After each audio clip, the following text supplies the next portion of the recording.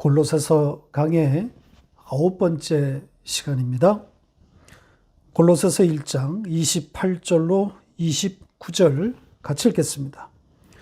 우리가 그를 전파하여 각 사람을 권하고 모든 지혜로 각 사람을 가르침은 각 사람을 그리스도 안에서 완전한 자로 세우려 함이니 이를 위하여 나도 내 속에서 능력으로 역사하시는 이의 역사를 따라 힘을 다하여 수고하노라.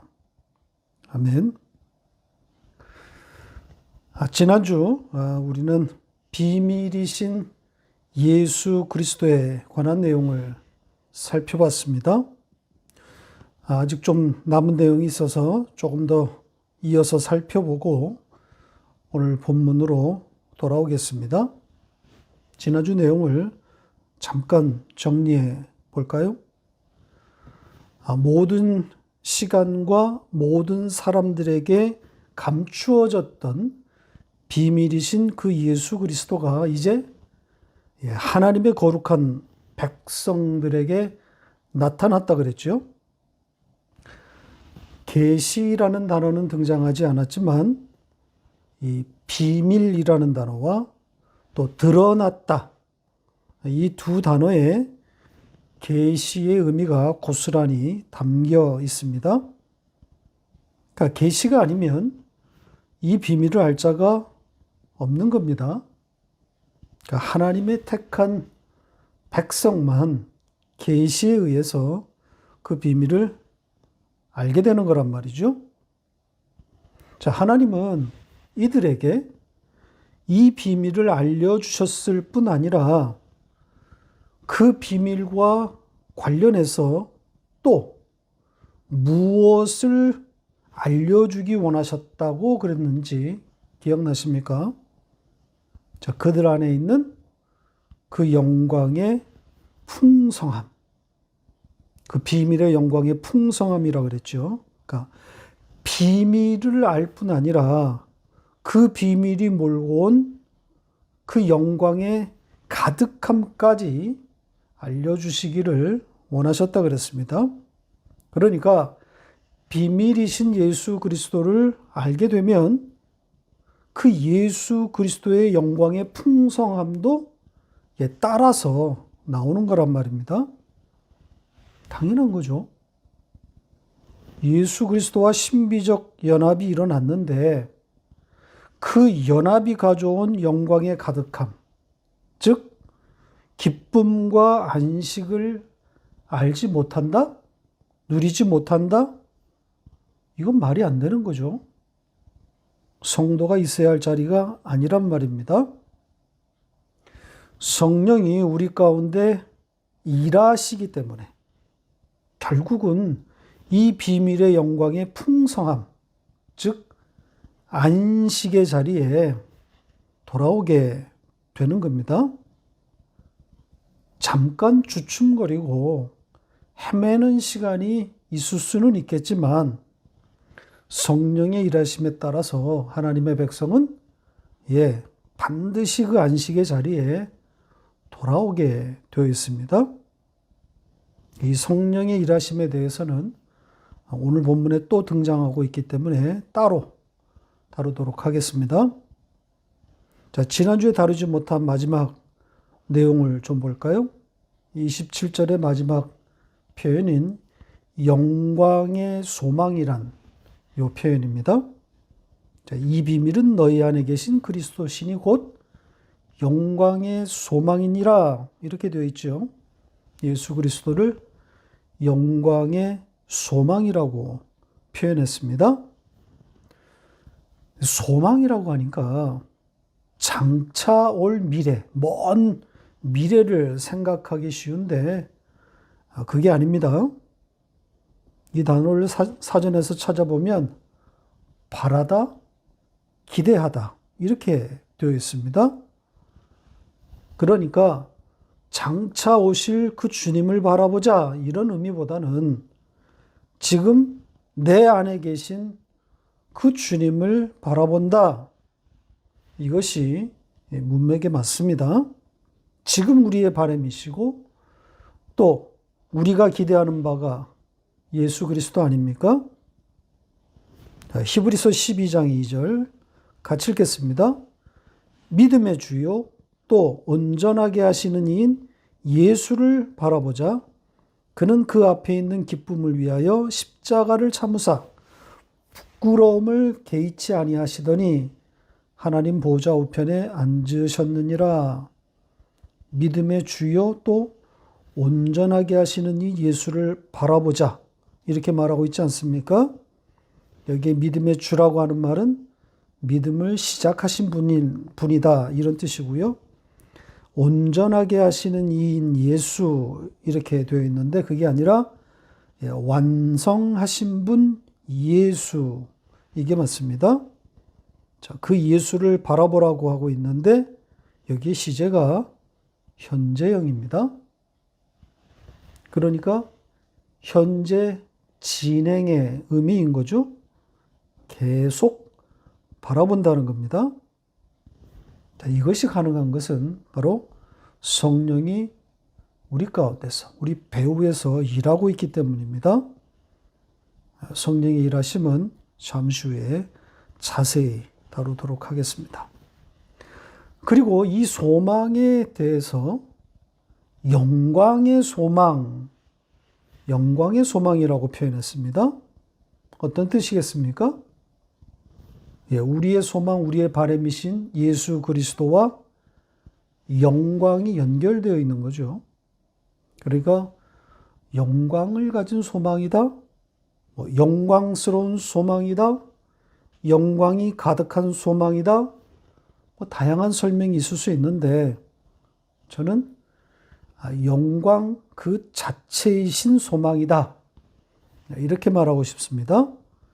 영광이시고 영광의 원천이신 예수 그리스도 이런 의미입니다. 자, 영광에 대해서 조금 더 알아볼까요? 이 영광은 사실 하늘의 단어입니다. 본질적으로 하나님에게만 사용되어야 할 단어입니다. 자, 하나님의 영광에 대한 최초의 그림이라고 할 수 있는 성막으로 가보겠습니다. 출애굽기 40장 34절로 35절 같이 읽겠습니다. 구름이 회막에 덮이고 여호와의 영광이 성막에 충만하며 모세가 회막에 들어갈 수 없었으니 이는 구름이 회막 위에 덮이고 여호와의 영광이 성막에 충만함이었으며 하나님의 영광이 임한 이 성막, 그 성막에 모세가 들어갈 수 없었다고 말하지 않습니까? 자, 영광이란 단어가 등장했는데 그런데 그 영광을 또 묘사하는 내용은 사실 없습니다. 땅의 언어로는 담을 수 없었기 때문 아니겠습니까? 설사 언어로 이 땅의 언어로 담을 수 있는 장면이었다 할지라도 하나님은 그걸 허락지 않으셨습니다. 기록하지 못하게 하신 거란 말입니다. 마치 예수의 탄생과 이 부활의 시간을 감춘 것처럼 이 하나님의 영광에 대한 묘사도 남기지 않았습니다. 그러니까 영광이 이것이다. 이것이 하나님의 영광이다. 묘사가 가능하게 되면 인간은 여지없이 그걸 형상으로 만들어서 섬기려 했었을 것이기 때문입니다. 예수의 탄생과 이 부활의 시간을 하나님이 감추셨는데도 인간은 기어코 성탄절, 부활절 이렇게 만들어내서 그걸 지금 절기로 지키고 있지 않습니까? 자, 이렇게 영광은 하나님의 것이다. 하나님만 영광이다. 이것만 가르쳐 주신 겁니다.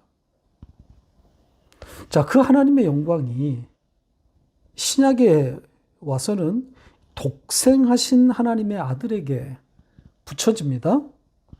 요한복음 1장으로 가볼까요? 1장 14절 같이 읽겠습니다.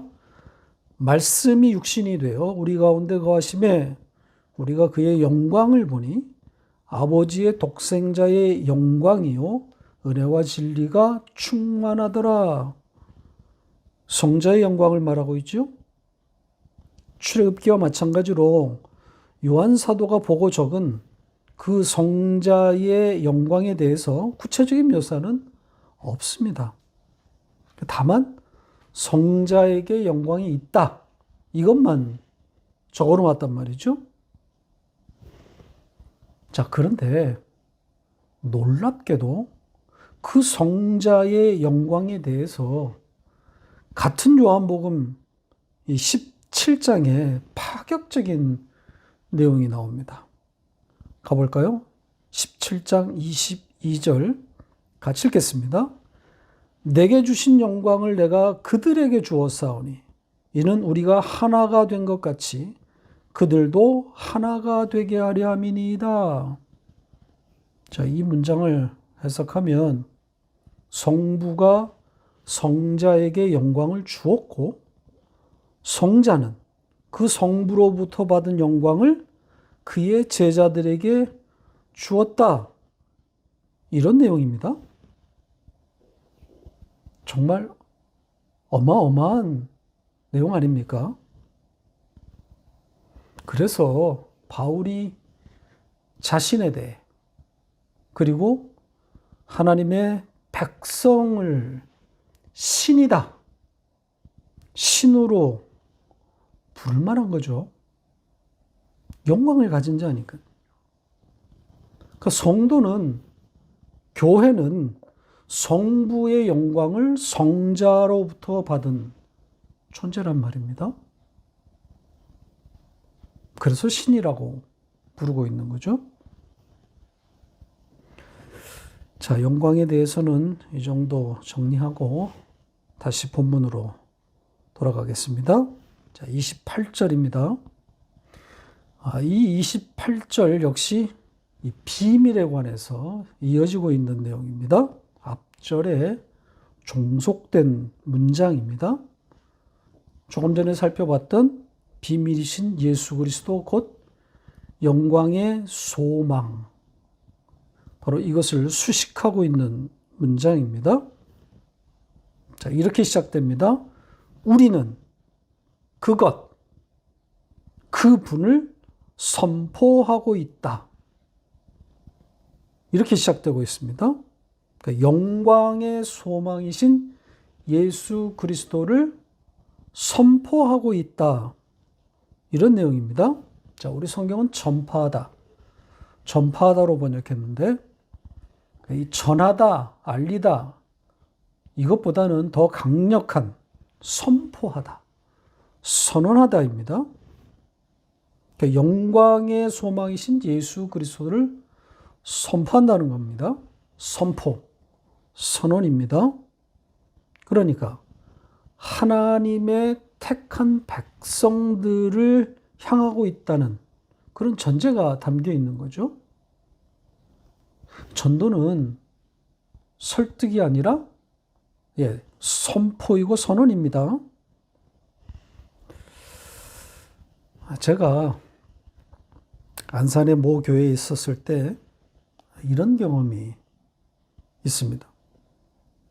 이 새 아파트 그 입주가 많았던 때라 단지에 입주가 시작되면 교회들마다 자기 교회를 알리느라 전쟁이 벌어집니다.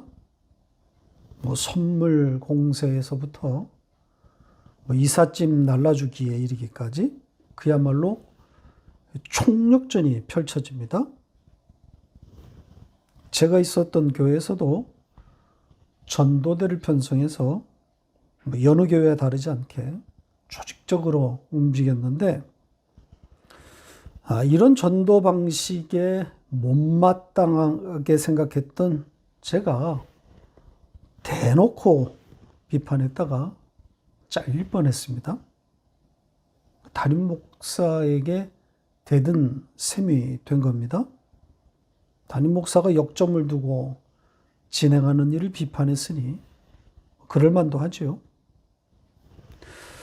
돌이켜보면 복음에 대한 혹은 교회에 대한 본질적인 이해 없이 극히 단편적인 비판이었다. 이런 생각이 듭니다. 그러니까 비판을 던진 용기는 가상했으나 피차 복음을 모른다는 점에서는 차이가 없었던 거죠. 그러니까 얄팍한 지식에서 나온 어린 목사의, 젊은 목사의 현실 비판, 그 이상도 그 이하도 아니었던 겁니다. 본질을 건드리지 못했던 거죠. 그러니까 선포로서의 이 전도를 말할 실력이 안 됐던 겁니다. 그러니까 선물 공세, 이삿짐 날라주기로 포장된 위선의 사랑, 이런 볼썽사나운 현상을 지적할 수는 있었지만 전도의 본질, 나아가 복음에 대한 이해가 없었던 겁니다. 이 피 끓는 열심은 있어서 앞장서 외칠 수는 있었는데, 그래서 일부 교인들 사이에서 인기는 얻을 수 있었지만 그게 다였던 거죠.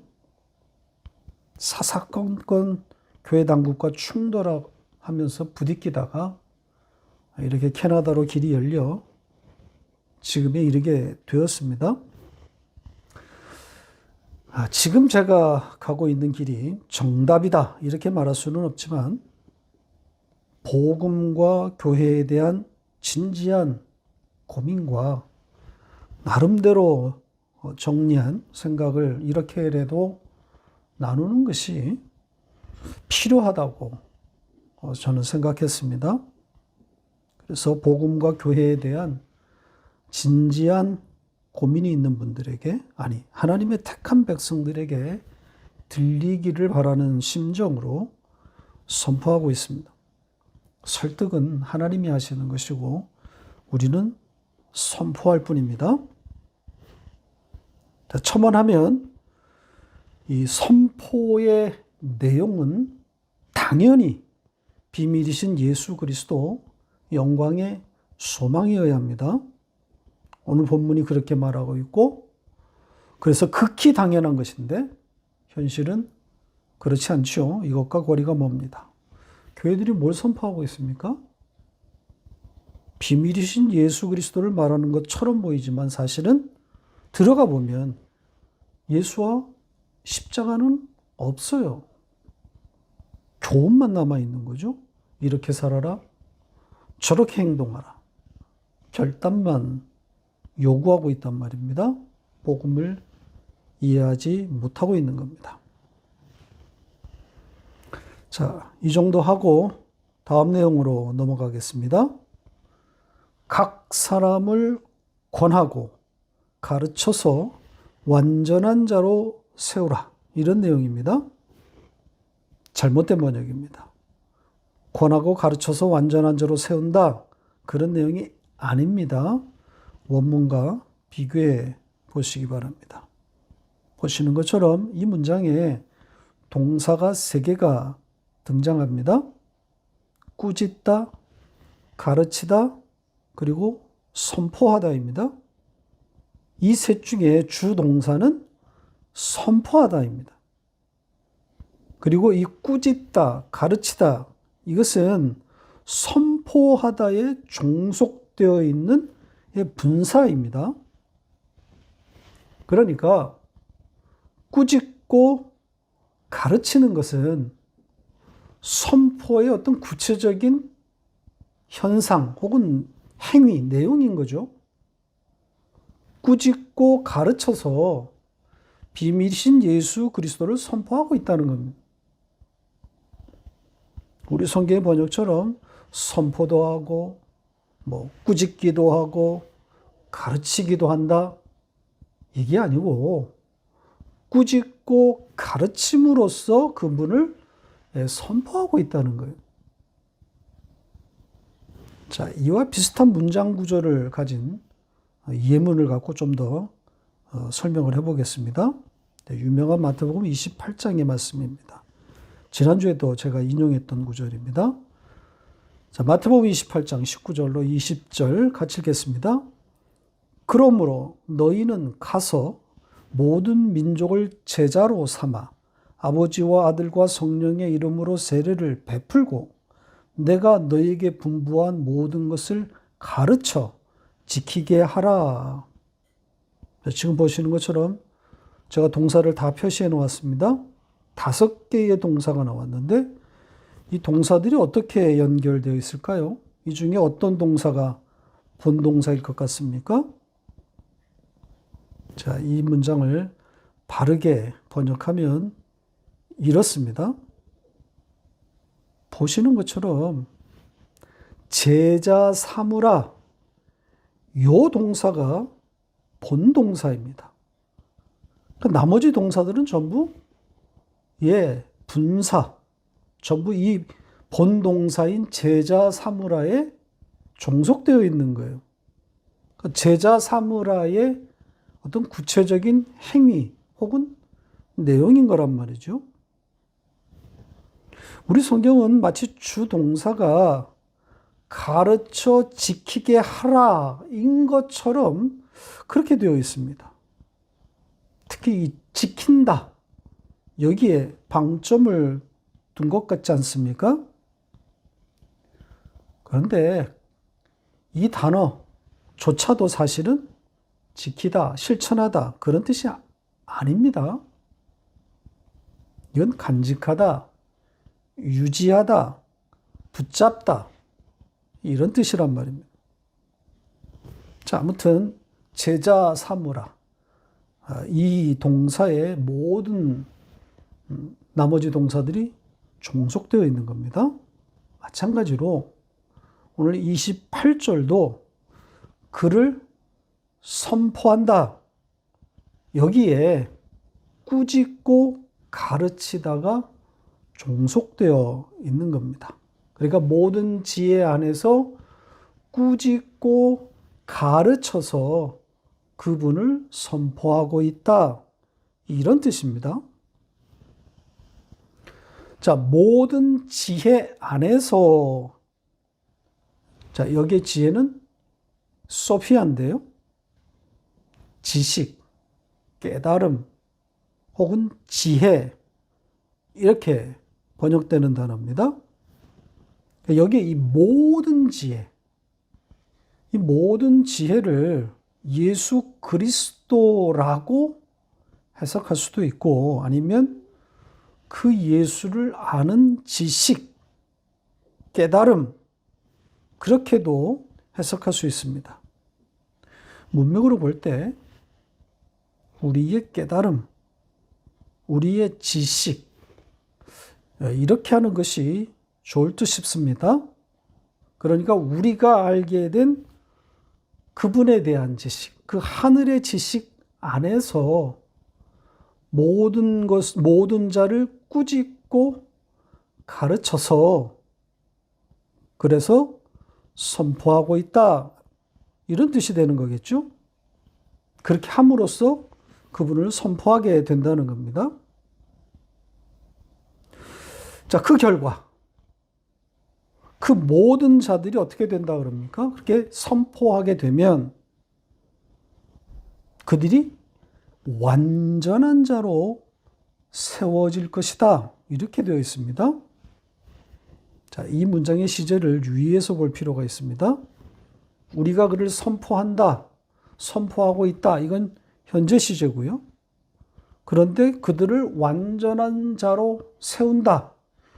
요 완전한 자로 세우다, 요 세우다는 부정과거로 되어 있습니다. 이 헬라어의 부정과거, 에어리스트가 굉장히 어려운 주제인데요.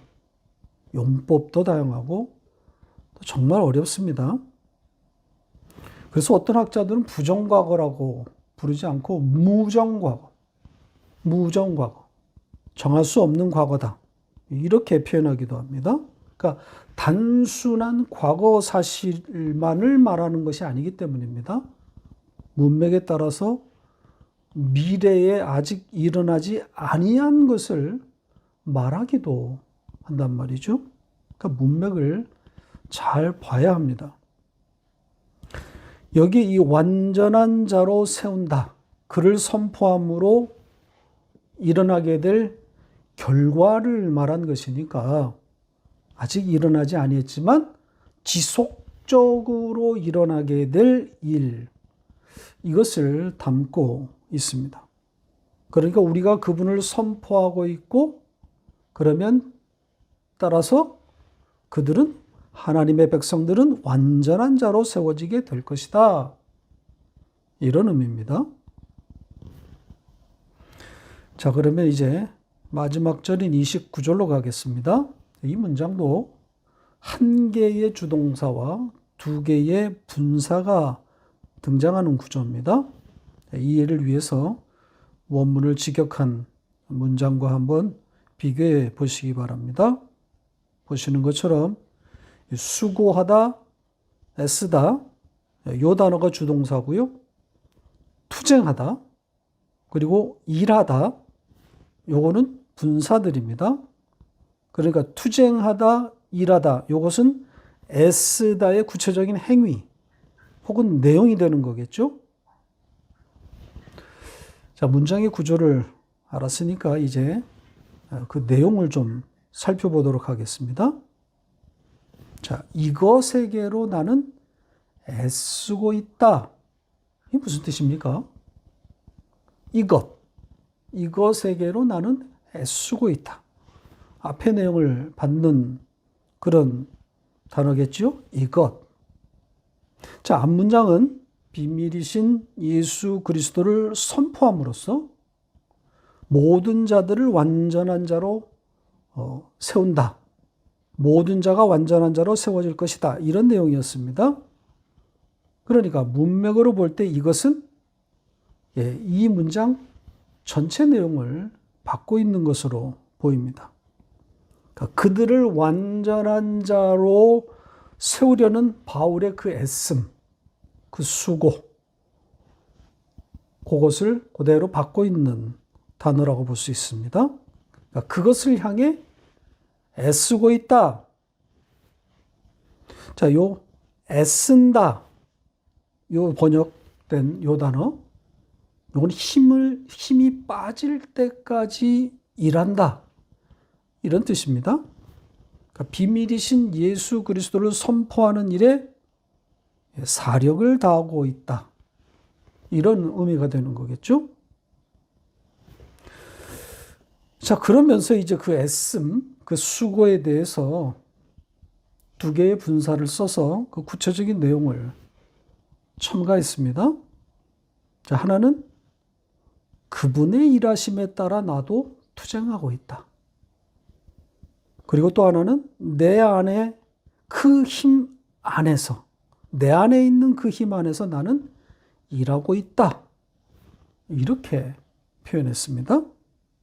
좀 차례대로 보죠. 그분의 일하심에 따라 나도 투쟁하고 있다. 싸우고 있다. 이렇게 표현했습니다. 그분의 일하심을 언급했습니다.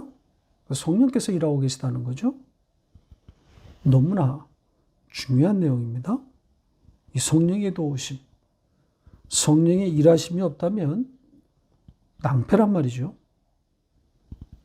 자, 하나님의 백성과 관련해서 성령 하나님이 하시는 일이 뭡니까? 자, 요한복음 14장으로 가볼까요? 14장 26절 같이 읽겠습니다. 보혜사 곧 아버지께서 내 이름으로 보내실 성령, 그가 너희에게 모든 것을 가르치고 내가 너희에게 말한 모든 것을 생각나게 하리라. 보시는 것처럼 두 가지 일을 말하고 있죠. 가르치시고 생각나게 하신다. 그러니까 성령은 우리 가운데서 쉬지 않으시고 1분 1초도 쉬지 않으시고 당신의 백성들을 이렇게 이끌고 계시는 겁니다. 바울은 이런 성령의 일하심에 따라 나도 자기도 투쟁하고 있다. 이렇게 표현했습니다. 자, 이 말은 성령이 일하시니까 나도 일하고 있다. 이런 의미가 아니라 성령의 일하심에 의해서 나도 일하게 되는 것이다. 이런 뜻입니다. 여기에 특이한 것은 투쟁한다, 싸우고 있다. 이런 표현을 사용했습니다. 복음을 위한 자기의 애씀, 이 수고에 대해서 투쟁하고 있다. 자, 이 단어는 경기장에서 이기기 위해서 경쟁한다는 그런 의미입니다. 그러니까 치열함, 이 분투의 노력을 담고 있는 거죠. 그분을 선포함에 있어서 이런 치열함, 분투가 있다는 겁니다. 성령께서 주신 마음이겠죠? 성령께서 주신 열심인 겁니다. 그러니까 성령께서 바울을 이렇게 끌어가고 계시는 거죠. 자, 마지막으로 바울의 애씀에 대한 두 번째 표현입니다. 내 안에 그 힘 안에서 나는 일하고 있다. 내 안에 있는 그 힘, 무엇이겠습니까? 방금 전에 살펴봤던 그분의 일하심에 따라 이 표현과 내용상 같은 거죠. 내 안에 있는 그 힘, 성령께서 주시는 힘을 말하고 있는 거란 말이죠. 자기의 능력을 말하고 있는 게 아니잖아요. 그분이 주신 능력을 의미하고 있는 겁니다. 자, 이와 유사한 표현을 우리가 빌립보서 4장에서 만난 적이 있었죠. 자, 그 말씀을 좀 볼까요? 빌립보서 4장 13절 같이 읽겠습니다. 내게 능력 주시는 자 안에서 내가 모든 것을 할 수 있느니라. 내게 능력 주시는 자 안에서. 이 말은 그분이 나를 강하게 하신다. 이런 뜻이라고 그랬습니다. 그렇게 나를 강하게 하시는 그분 안에서 나는 모든 것을 할 수 있다. 과장된 번역이라고 그랬습니다. 이것은 유효하다, 역할을 하다. 자, 이런 뜻이라고 그랬죠. 그래서 원문의 취지는 나를 강하게 하시는 그분 안에서 나는 모든 것을 잘 대처한다. 그래서 이겨낼 수 있다. 자, 이 정도의 의미라고 그랬습니다. 자, 아무튼 바울은 성령께서 주신 그 힘 안에서 나는 일하고 있다. 자, 이렇게 자기의 그 복음을 위한 애씀을 그 힘 안에서 나는 일하고 있다. 이렇게 표현했습니다. 그러니까 그분의 힘으로 일하고 있다는 거죠. 철저히 그분께 의지하고 있음을 밝히고 있는 겁니다. 말씀을 맺겠습니다. 이 성령의 도우심은 아무리 강조해도 지나침이 없습니다. 살아보니 또 살아가면 살아갈수록 더 절절하게 이 고백을 하게 됩니다. 참 나를 제어할 수가 없구나. 이 정도 됐으면 나를 놓을 만도 한데 그럴 나이가 된 것 같은데 그게 잘 안 된단 말입니다. 심지어 더 나를 강화하는 쪽으로 흘러가고 있는 것 같습니다. 나에 대한 연민과 애착이 더 심해지는 것 같지 않습니까? 그러니 성령께서 일하지 않으신다면, 성령께서 돕지 않으신다면 생각하기도 싫은 끔찍한 일이란 말이죠. 말씀을 가르치시고 생각나게 해 주셔야 겨우 나를 추스릴 수 있게 된단 말입니다. 비로소 거기에 내가 보인단 말입니다. 죽은 내가 보이는 거죠.